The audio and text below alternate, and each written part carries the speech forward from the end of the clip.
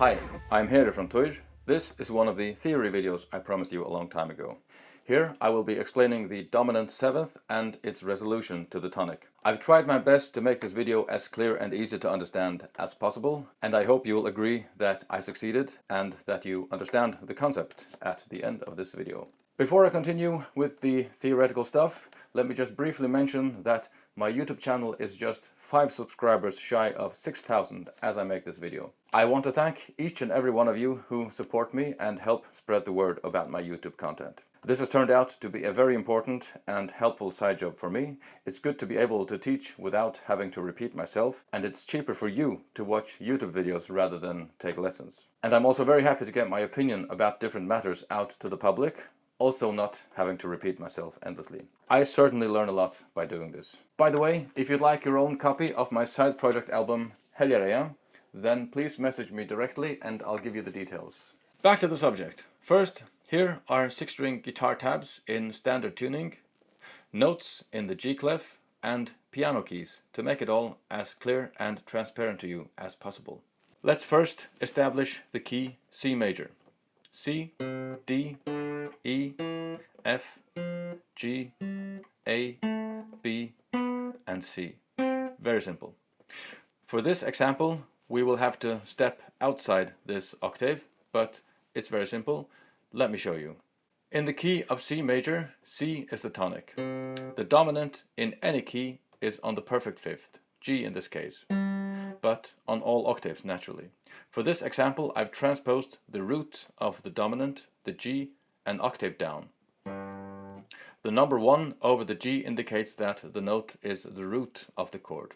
F is the minor seventh, and the lowercase m indicates that the seventh is minor and not major, and B is the major third. The uppercase M indicates that the third is major. This chord is called G7, and it is the dominant seventh of the key C. It is a tetrad, meaning it consists of 4 notes.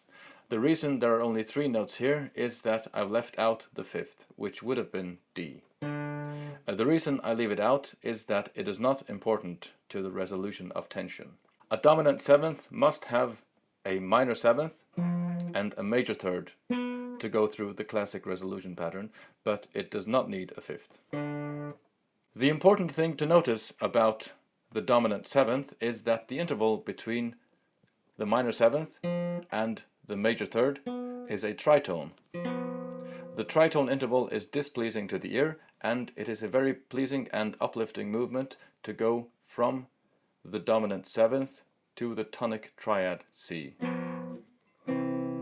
Of course, C is the root here, E is the major third, the uppercase M, and the second C is the octave to the root. No fifth here either. Don't look at this as a block movement from one group of tones to another group of tones. Look at this as 3 different melodic movements that together comprise the chords. The root of the dominant moves up by a perfect fourth to the root of the tonic. The minor seventh of the dominant moves down by a minor second to the major third of the tonic. And the major third of the dominant moves up by a minor second to the root of the tonic. Or to the octave to the root. Same thing, it makes no difference to understanding the concept.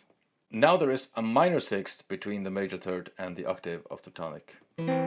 A much more pleasing interval, and we've reached it by minimal movement from the disharmonic tritone interval. And that's part of what makes it so pleasant to the ear. The trick when harmonizing melodies is to have them follow these movements. To mention an example of this in the real world, let me take you back, way back to 1980, Ozzy Osbourne's album The Blizzard of Oz, the song Goodbye to Romance. The end of the chorus is a very clean-cut example of this. I guess that we'll meet in the end. It was actually difficult to find a clear-cut and straightforward example. Most metal is in minor, and even then, most uses of the dominant seventh have more to it than this. But this, as I've demonstrated here, is the basic secret in its purest form.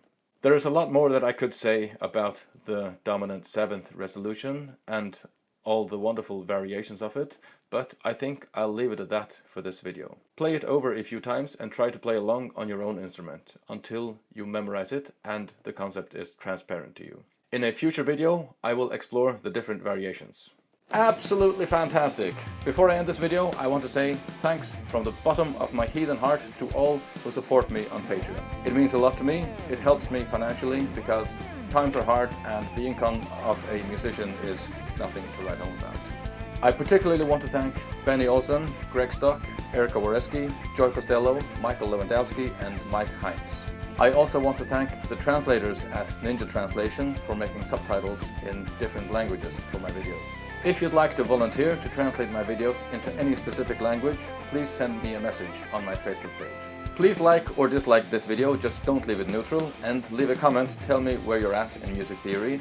Your interaction helps me for future videos, and because YouTube's algorithm suggests videos with high interaction, be it thumbs up or thumbs down. Please support me on Patreon if you can. Go to patreon.com/Heri Joensen and give it a look. My patrons get these videos 2 weeks before everybody else.